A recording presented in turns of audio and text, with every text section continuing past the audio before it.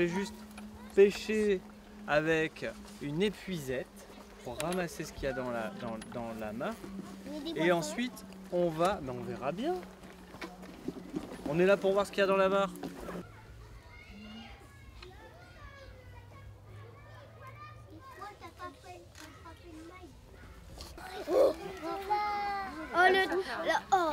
L'insecte il est à l'envers carrément.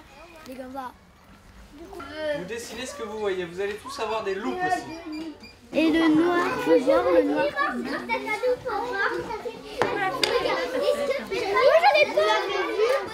l'avez vu? Et là? Vous l'avez énorme. Hein.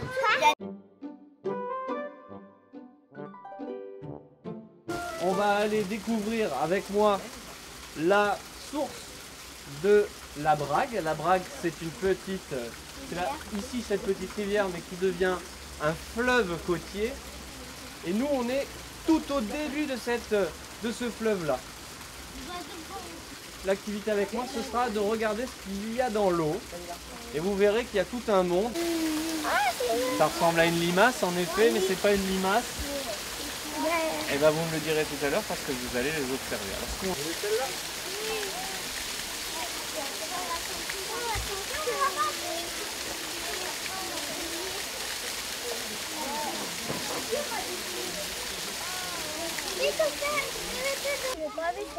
Alors, regarde, prends le temps de regarder. Hein. Tu vas voir que les autres vont arriver là, tu vas pas avoir beaucoup de temps pour regarder.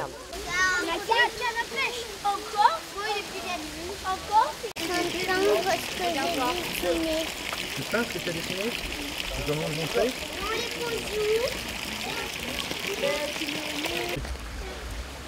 J'écris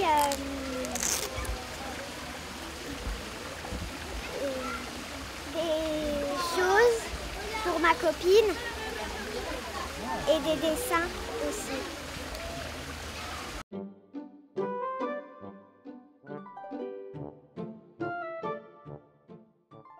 Pour bien observer, je vais vous faire passer des loupes aussi. Pour bien regarder en détail comment c'est fixé. Je jure de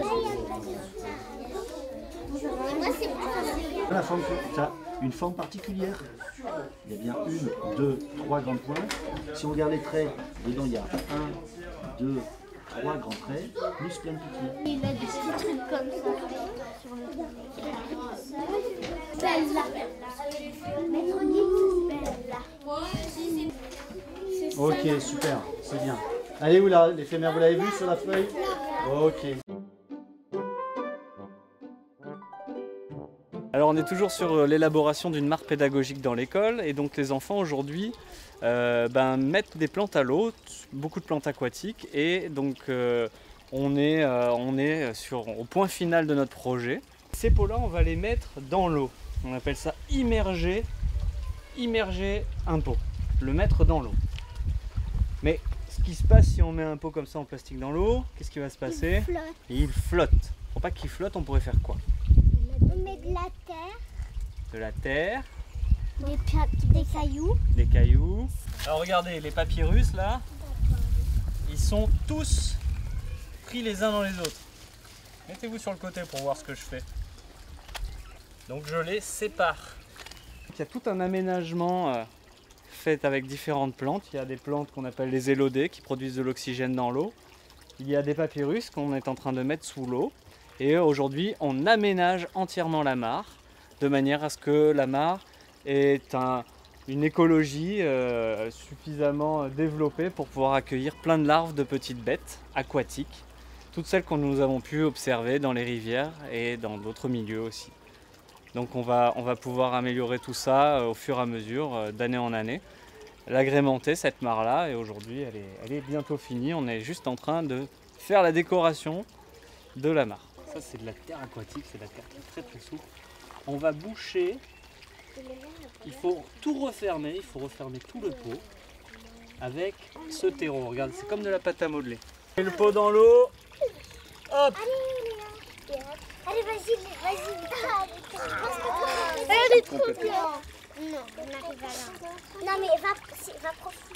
Et vous n'êtes pas là juste pour faire baignade, hein, vous êtes là pour faire quoi? Oh.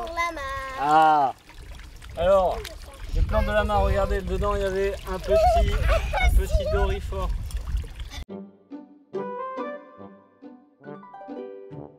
Ici vous avez donc l'appareil qui va mélanger dans la cuve le A, le B et le C. Mais en fonction des besoins qui ont été mesurés à chaque bac. Il y a une sonde qui mesure les besoins pour chaque ligne. Donc là, l'ordinateur, il va peut-être arroser la ligne 8.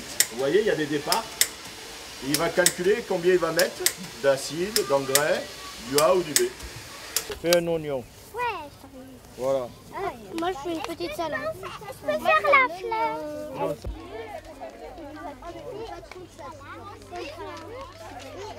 Voilà, un an de travail avec les élèves,